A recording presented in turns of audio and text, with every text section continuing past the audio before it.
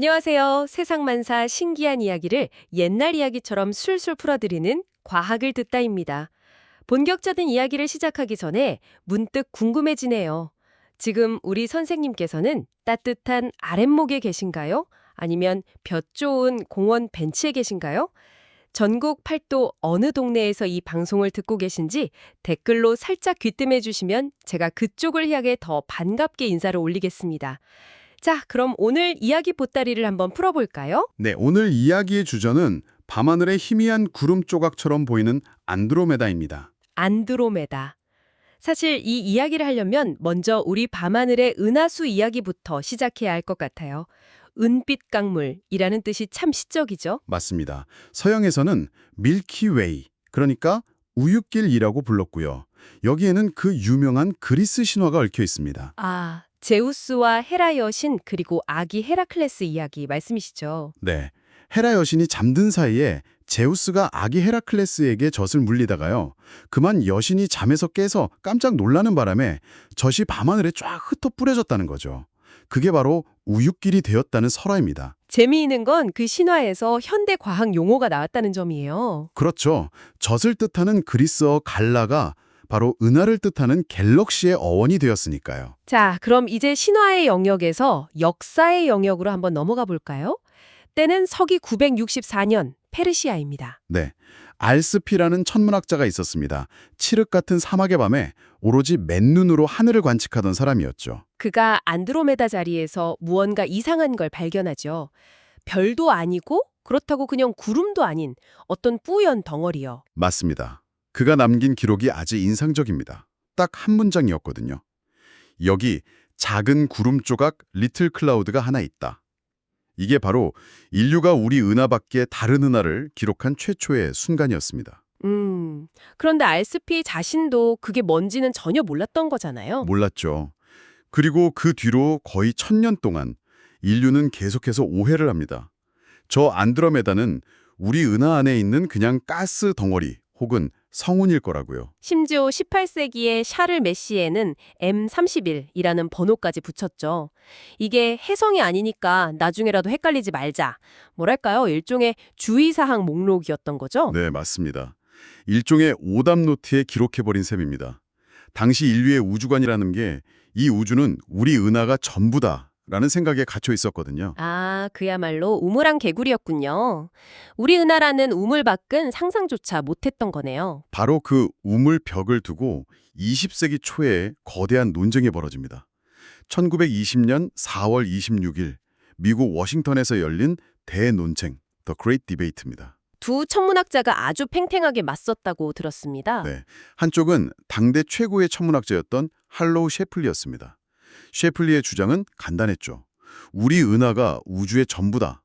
안드로메다는 그냥 은하 안에 가스 구름일 뿐이다. 반대편에 섰던 허버 커티스는 뭐라고 주장했나요? 커티스는 아니다. 저것들은 우리 은하와는 완전히 다른 독립적인 섬우주다. 이렇게 맞섰습니다. 섬우주? 표현이 멋지네요. 그런데 결국 이 논쟁이 결론 없이 끝났다고요? 네, 결정적인 증거가 없었기 때문입니다. 양쪽 다 그럴듯한 주장은 있었지만 누구도 상대방을 완전히 설득시키지는 못했죠. 바로 이 교착 상태를 깬 영웅이 등장하는군요. 1923년 윌슨산 천문대의 에드윈 허블 말입니다. 맞습니다. 권투 선수 출신이라는 독특한 이력을 가진 약간 바나나 같은 천문학자였죠. 그에게는 당시 세계 최대였던 후커 망원경이라는 강력한 무기가 있었고요. 네. 하지만 망원경보다 더 중요했던 건 허블이 무엇을 찾아야 하는지 정확히 알고 있었다는 점입니다. 아, 그게 바로 우주의 거리를 재는 줄자 역할을 하는 특별한 별, 세페이드 변광성 말씀이시죠? 정확합니다. 이 별의 원리를 구독자님들께서 이해하시기 쉽게 조금 설명해 드려야 할 것 같아요. 세페이드 변광성은 일정한 주기로 밝아졌다, 어두워졌다를 반복하는 별입니다. 네, 깜빡이는 별이군요. 그런데 아주 중요한 규칙이 하나 있습니다. 헨리에타 리비트라는 여성 천문학자가 발견한 건데요. 아주 천천히 긴 주기로 깜빡이는 별일수록 그 별의 원래 밝기가 더 밝다는 겁니다. 잠시만요. 그게 선뜻 와닿지가 않는데요. 그러니까 별이 깜빡이는 속도만 보면 그 별이 원래 얼마나 밝은 전구인지 알 수 있다. 이런 뜻인가요? 바로 그겁니다. 밤바다의 등대를 생각하시면 쉽습니다.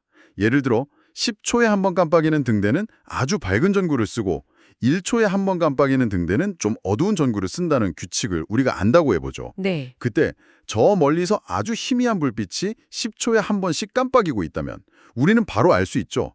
아, 저건 원래 아주 밝은 등대인데 저렇게 희미하게 보이는 걸 보니 엄청나게 멀리 있구나. 아하, 이제 완벽하게 이해가 되네요.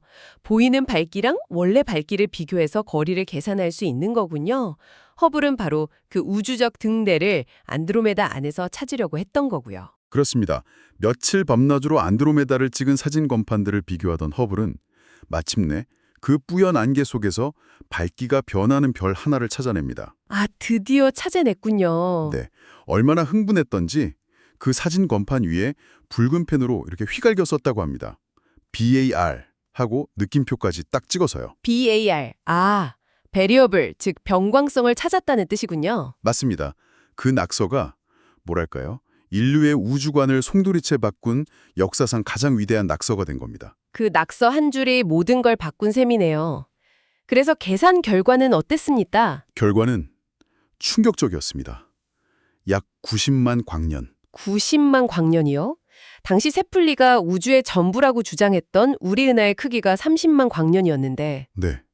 그것보다 무려 3배나 더 멀리 떨어져 있다는 계산이 나온 겁니다. 이 숫자 하나로 1000년의 오해가 풀리고 수십 년간의 논쟁이 종결됐습니다. 안드로메다는 우리 집 마당의 작은 구름이 아니라 저 아드컨 바다 건너에 있는 또 하나의 거대한 은하였던 겁니다. 와, 하룻밤 사이에 인류의 우주가 무한히 넓어진 순간이었군요. 그런데 자료를 보면 안드로메다는 그냥 또 하나의 은하가 아니라 우리 은하보다 훨씬 더 거대한 존재로 묘사되더라고요. 네, 거인 이웃이라는 표현이 딱 맞습니다. 우선 크기부터가 압도적입니다.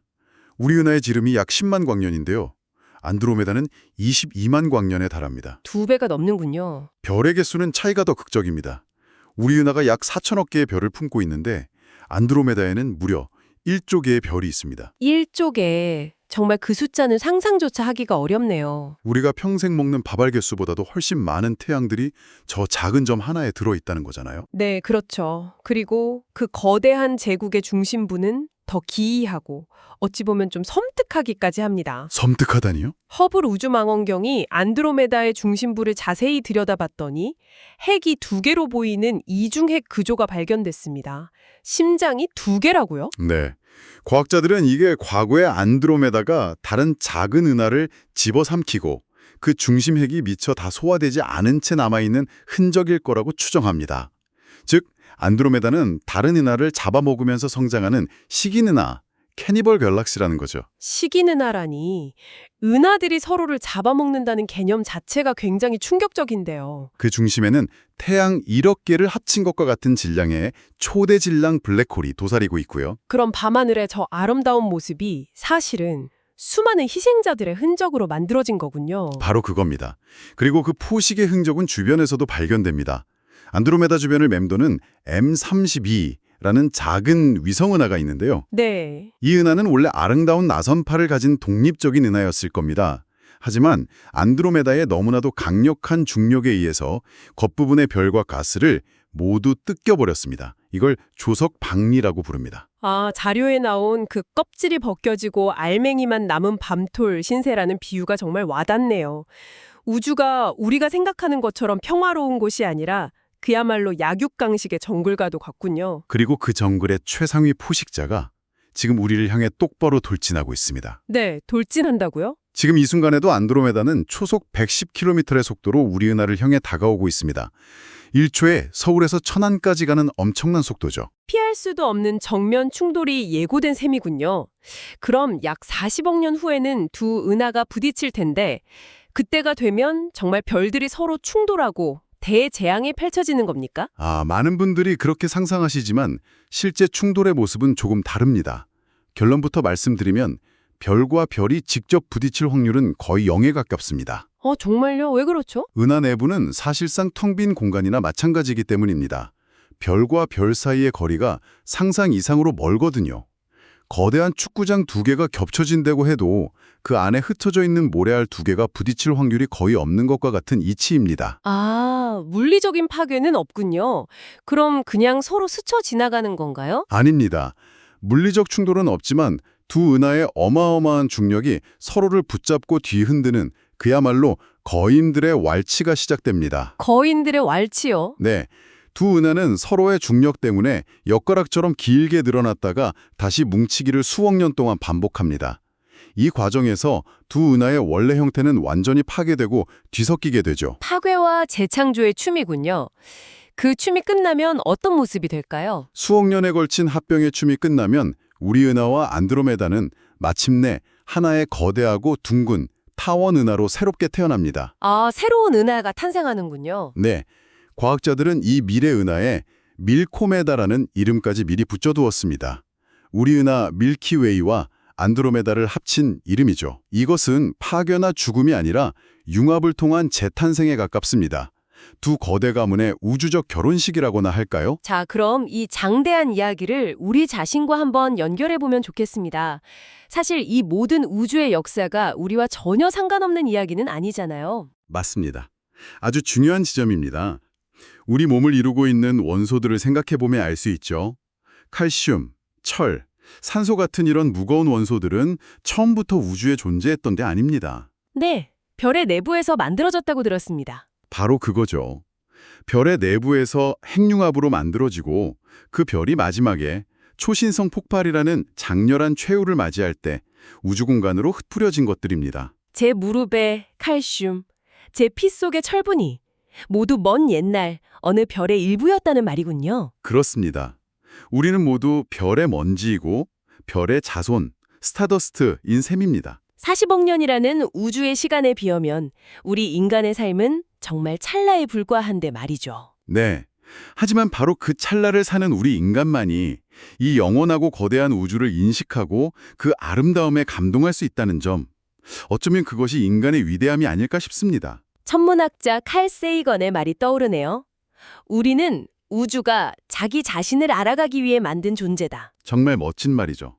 오늘 밤 선생님께서 밤하늘을 보시며 저 멀리 안드로메다를 한번 떠올려 보신다면 그것만으로도 선생님께서는 이미 우주만큼이나 큰 존재가 되신 것이라고 생각합니다. 오늘 들려드린 이야기 입맛에 좀 맞으셨는지 모르겠습니다. 혹시 평소에 뉴스나 신문을 보시다가 이건 도대체 무슨 원리일까 하고 궁금했던 게 있다면 주저 말고 아들, 딸에게 말아들 댓글로 적어주십시오. 제가 돋보기 쓰고 꼼꼼히 읽어보겠습니다. 그리고 화면에 있는 엄지척 좋아요와 구독 버튼을 꼭 눌러주시면 다음번에도 제가 길 잃지 않고 선생님 댁으로 바로 찾아올 수 있답니다. 저희에게 정말 큰 힘이 됩니다. 지금까지 과학을 듣다였습니다. 늘 강건하십시오.